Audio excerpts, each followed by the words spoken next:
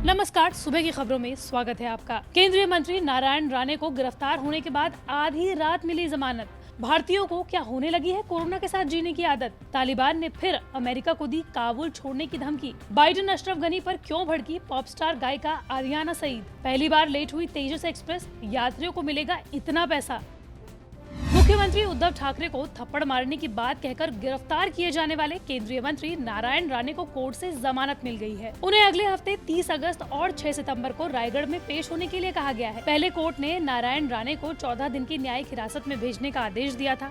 Ratnagiri court से अग्रिम जमानत खारिज होने और बॉम्बे हाई कोर्ट से भी कोई राहत नहीं मिलने के बाद पुलिस ने नारायण राणे को 24 अगस्त को हिरासत में ले लिया और फिर कुछ देर बाद यानी कि 5 बजे के करीब उनकी गिरफ्तारी हुई। इसके बाद नारायण राणे को महाड़ मजिस्ट्रेट की अदालत में पेश किया गया और रात करीब 11:30 बजे उन्हें जमानत दे दी गई। राणे को 15,000 रुपए का जमानती मुचलका भरने और 30 अगस्त और 6 सितंबर को रायगढ़ में पेश होने के लिए कहा गया है। भारत में कोरोना वायरस के नए मामलों में गिरावट का सिलसिला अभी भी जारी है। रिकवरी रेट 97% के करीब है, जो मार्च 2020 के बाद से सबसे ज्यादा है। देश में टोटल कोविड मामलों की संख्या 3 करोड़ 25 लाख है, जिनमें से 3 करोड़ 17 लाख से ज्यादा लोग ठीक हो चुके हैं। अब तक 4,35,000 लोगों की मौत हुई है। भारत में अब तक कोरोना वैक्सीन की करीब 60 करोड़ डोजेज लगाई जा चुकी हैं।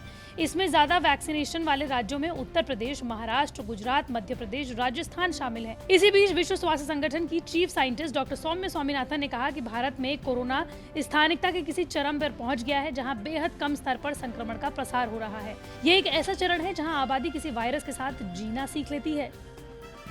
अफगानिस्तान पर तालिबान के पूरी तरह से कब्जे के बाद वहां पर स्थिति दिनों दिन बदतर होती जा रही है।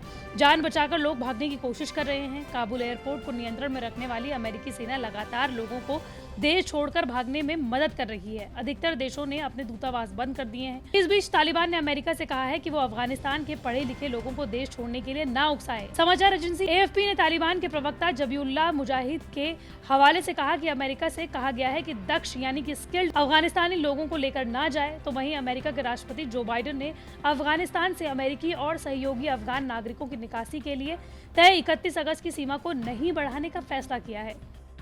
अफगानिस्तान की जानी मानी पॉप स्टार गायिका आरियाना सईद ने हाल ही में अफगानिस्तान के राष्ट्रपति अशरफ गनी को कायर बताया है।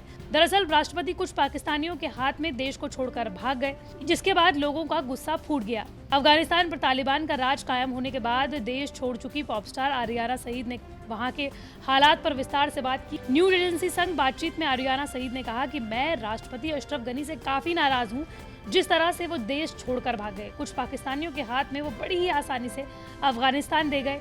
उन्होंने हमारे देश के लोगों को नीचा दिखाया है, हमारी आर्मी और मिलिट्री को छोटा महसूस कराया है। हम कैसे बिना किसी लीडर के लड़ाई कर सकते हैं। मैं उनसे खफा हूँ, जो भी उन्होंने किया वो कायर है। देश की पहली कॉर्पोरेट ट्रेन तेजस 2 साल में पहली बार लेट हुई। 21 अगस्त को लखनऊ जंक्शन से ट्रेन सही वक्त पर निकली, लेकिन दिल्ली पहुंचते पहुंचते 2.5 घंटे लेट हो गई। इसकी वजह दिल्ली में बारिश के कारण सिग्नल फेल होना और यार्ड में पानी भरना बताया जा रहा है। IRCTC ने रिफंड के लिए क्लेम किए गए 1,574 पैसेंजर्स को 250 रुपए का भुगतान किया है।